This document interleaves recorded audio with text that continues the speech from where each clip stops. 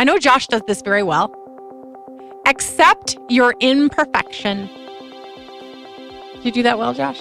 I think men just do that better than women. Yes, they do. It's so true. They're very imperfect and they are okay with it. It's the ChannelMom Show, celebrating you with Jenny Dean Schmidt. Brought to you by the Healthy Marriage Project. Just click on one of their ads to find out about a healthy relationship workshop near you. You know what? If you're a mom, or even if you're not a mom, we welcome you to the show today. I just want you to know that the reason we created this show is because we think families are important and we think moms are key to the family. And sometimes I think in this country and across the world, we forget how key mothers are. And that's why we created this show, to encourage moms and say, hey, look, it may seem like nobody notices and nobody appreciates, but we understand that your role is huge and hang in there. I know it's tough some days, so we're here to help you and equip you. We're just here for you, Mom. So we want you to know that. And also, we do try to offer stuff for dads and kids too. And today we've got some great money-saving tips. Dads are shopping for this stuff too. I mean, are you allowed to say butt on radio? I think that's appropriate, yes. Shelly and I say money is flying out of our butts. And because when it's time to go back to school, that's what happens, right? The supplies and all my kids are all, just my girls are excited about clothes. Yes. And then now there's fees.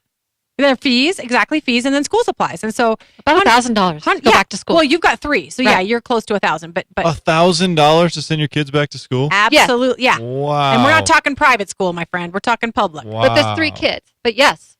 Yeah. That is crazy. Isn't that amazing? And that's in addition to our tax dollars, which are also paying for this. So, That's just in fees and supplies. Or are you counting clothes as well? Yeah, but I don't spend a lot on clothes. Yeah, I don't either. Maybe $100. I make my kids go to school in thrift clothes sometimes. Yeah, we go if they're thrifting new. If they're newish. Okay. Today's commentary, I know Josh does this very well. Accept your imperfection. Do you do that well, Josh? I think men just do that better than women. Yes, they do. It's so true. They're very imperfect and they are okay with it. I think women have a harder time with it. And I'm going to use a few examples from my own life yesterday just to tell you it's okay. And it's not that I'm saying, woo-ha, embrace every sin that you've ever committed and just go for it and, walk through this world and be as evil as you want to and it's all good, But I am saying, don't be too hard on yourself. And it's okay to be an imperfect mom. And there is such thing as forgiveness. And you can drive on through it. We are all imperfect mothers, So I would just want to give you some examples of imperfection. Yesterday, 2 days ago, my son and his friends decided to camp. Would you like to guess where they decided to camp? In the mountains? No, my living room. Oh, even better. Yeah. So they had a tent in my living room going on for a couple days. I had a client stop by yesterday. ChannelMom produces videos for people, and I had a client who I love stop by yesterday afternoon. Tent still in the living room, just so you know. So house wasn't looking marvelous or impressive. Then I had planned nothing for dinner. And by the way, my exercise thing was all thrown off this week. A lot of moms try to exercise. I got in about 20 minutes a day, most days, because there just wasn't time. I went running with the dog yesterday, and while I was gone, I came back, and my son announced to me that he'd been playing with matches. Great.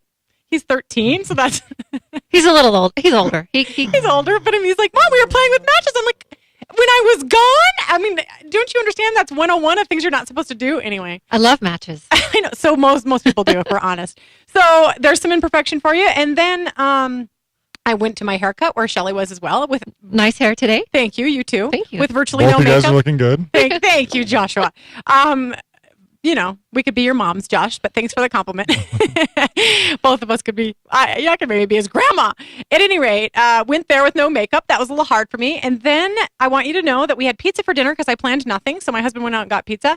And finally, my daughter discovered that I had not bought any dessert, and pretty much we were out of any kind of dessert in the house, short of sucking chocolate syrup out of the Hershey's chocolate syrup can. Sounds like a fantastic dinner. Okay, so hold on. Pizza and chocolate-covered spoons. Yeah, okay, hold on. I had some Hershey syrup, but my daughter, we're sitting around. We have like a little campfire thing. Since we live in the mountains, we have a little campfire thing outside. So we're sitting around that. And my husband looks over at my daughter and he goes, "What are you doing?" And she's basically, "I'm having dessert." What she was doing was she had a big old bag of powdered sugar.